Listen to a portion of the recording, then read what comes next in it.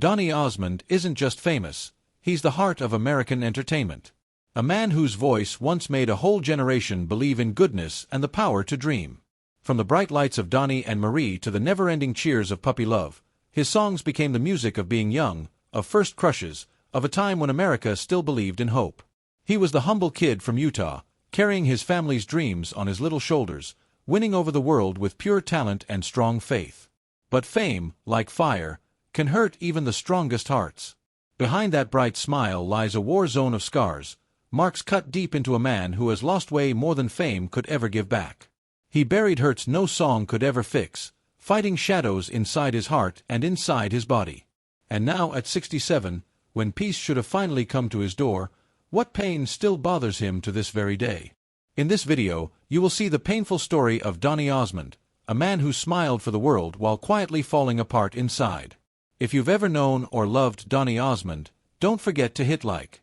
Your small action is a tribute to an amazing talent who truly deserves to be remembered. The world fell in love with a smile, but no one asked what it cost. It's heartbreaking how early the world wanted his joy. Donny Osmond's childhood wasn't filled with playgrounds or birthday candles, but by practice sessions, stage directions, and blinding studio lights. The smell of hot stage paint, the buzz of cameras, those were his goodnight songs. Born on December 9, 1957 in Ogden, Utah, the seventh of 9 kids to George and Olive Osmond, he grew up in a serious Mormon home where singing in harmony wasn't just for fun, it was a rule. Money was tight, expectations were not. George, a World War II veteran turned insurance salesman, believed rules built character.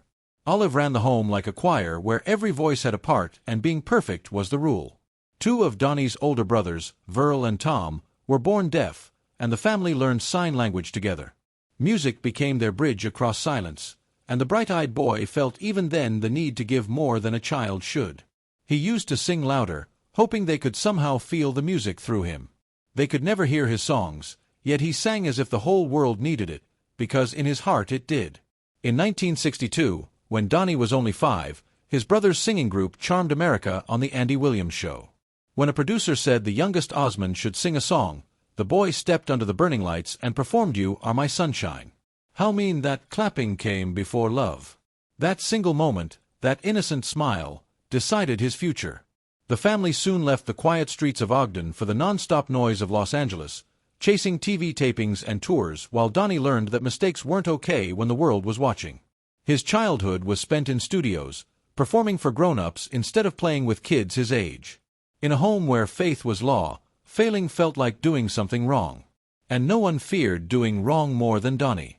By 10, he was not only Donny Osmond, but the smiling symbol of clean-cut American hope. The polite boy who never said no because the price of letting people down felt too heavy. The clapping that once sounded like love now echoed like chains, beautiful, heavy, unbreakable. When the lights went out, there was only silence, the kind that buzzes inside your ears until you remember you're alone. Some nights he would sit backstage, his feet hanging above the floor, whispering lines he already knew, not because he'd forgotten them, but because he didn't know who he was without them. Yet he didn't fight back or break, he lasted. He learned to turn pressure into prayer and fear into rhythm. Friends were replaced by fans, sunsets by sound checks, summers by schedules. Being perfect became his soft prison. The nicer the audience, the tighter the bars. But even in that trap, he carried grace. He did not grow up chasing dreams, he grew up carrying them for his parents, for a church community that saw itself in his cleanness, and for 2 brothers who could not hear the very music that made him famous. And somewhere between the clapping and the silence, between duty and wanting, a boy learned to stand still in the noise, to breathe and to keep singing.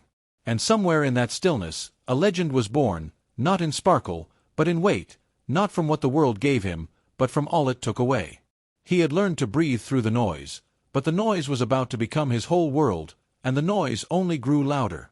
The little boy who once sang so his deaf brothers could feel the beat was now singing for a whole nation, and the nation could not get enough.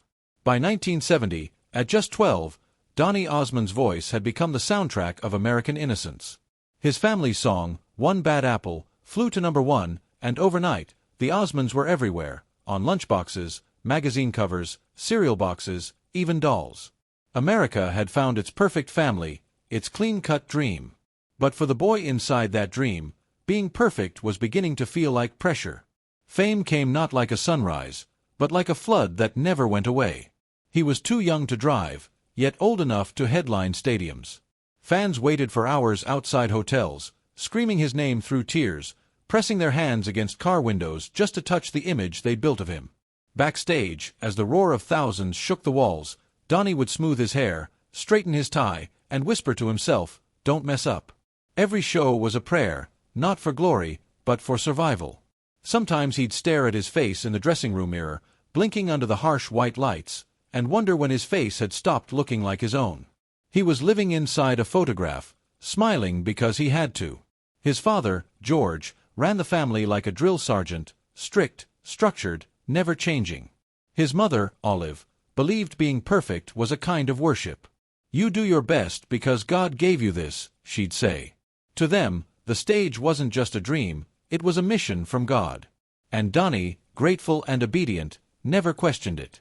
He wore his faith like armor, shiny, strong, and heavy. In that house, faith meant discipline, and music meant obedience. There were no tantrums, no breaks, no mistakes, only rehearsals, harmonies, and silent prayers. By 1972, puppy love made Donny a sensation, America's sweetheart, every mother's favorite son. But the sweetness came with a sting. He was not allowed to be a normal teenager, no parties, no girlfriends, no rebellion. "You're the clean-cut Mormon boy," they said, "you're America's good son." He became the ideal that America loved and the prison he couldn't escape. While other boys flirted under bleachers and kissed in secret, Donny practiced under white lights until midnight. When his voice cracked, they called it discipline. When his smile dropped, they called it humility. No one saw the cost. He didn't have a youth, he had a career. By 1974, he couldn't walk down the street without a wall of screaming fans blocking his path. Letters piled up by the thousands, many unopened. He missed birthdays, friends' weddings, even funerals, because the show never stopped. "Fame doesn't wait for sadness," he once said quietly. Every cheer that lifted him also pushed him further from the boy he used to be. The louder it got, the smaller he felt. Then came the Donny and Marie show in 1976, the crown jewel of family television. Every week, America tuned in to watch their perfect brother and sister duo sing, dance, and laugh their way into living rooms. On camera, Donny sparkled. Off camera, he was fading.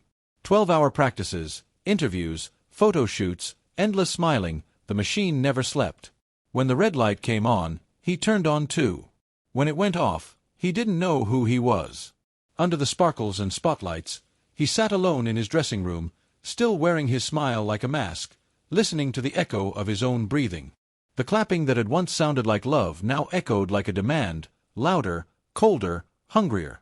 Reporters called him perfect. Fans called him pure. But those words began to feel like chains. "You start believing your own image," he admitted later, "and that's when you lose yourself." The world that had built him was now beginning to make fun of him.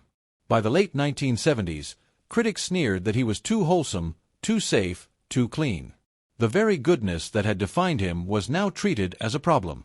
It was the meanest irony to be punished for being exactly who the world asked you to be. "They didn't want me anymore," Donny said years later, "but I didn't know how to be anything else." One night after filming ended, he stayed behind on the empty stage. The cameras cooled, the laughter faded, and for the first time there was silence. He looked out at the empty seats where thousands once cheered and whispered, "Is this what love sounds like when it's gone?" His voice shook into the dark. The echo came back empty. But even as the lights dimmed and the critics circled, Donny refused to disappear. He kept showing up. He sang through being tired, danced through doubt, and prayed through the noise. His being perfect was no longer about clapping, it had become lasting. Every note was a plea, every smile an act of faith. He had learned as a child to sing so others could feel. Now he sang so he could remember he was still alive. The stage that once felt like a prison had become his altar, the only place he could still be free. He didn't chase fame anymore, he carried it like a cross.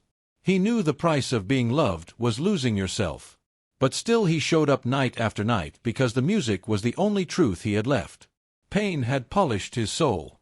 And on nights when the lights burned brightest, he still sang, not for glory, not for the crowd, but simply to remember who he was. The world wasn't done with him yet. The boy who once sang to survive was now a man commanding the world stage, and the spotlight had never burned brighter. By 1976, the Donny and Marie show wasn't just a TV program, it was America's weekly tradition watched by over 14 million people. A show of sparkles, smiles, and studio laughter. From Las Vegas to London, his name glittered across signs, his face on billboards, his charm frozen in merchandise and magazines. But under the perfection, the rhythm of being tired pulsed louder than the clapping. 12-hour practices, endless tapings, press meetings, interviews. When the red light blinked on, Donnie's smile came alive. When it turned off, he often sat in silence, shaking under the weight of keeping millions entertained. He was living on autopilot. There wasn't time to feel anything, not joy, not sadness, just duty. The cameras captured glamour, but they never captured the boy backstage staring into the mirror, wondering whether the face still belonged to him. The Osmond's fame was a miracle, and like all miracles, it came with a cost. Behind the wholesome image lay a business empire stretched too thin, run by faith and family rather than money experts. When the Donny and Marie show ended in 1979, it wasn't just the curtain that fell, it was the money foundation beneath them. Years of spending too much, touring expenses, and investments gone wrong left the Osmond family nearly $20 million in debt, a huge number that crushed their fortune and nearly their spirits. "We weren't careless," Donny later thought back, "we just believed success would never end." The banks didn't share that faith. The Utah home, once filled with laughter, became a war room of bills and letters stamped overdue.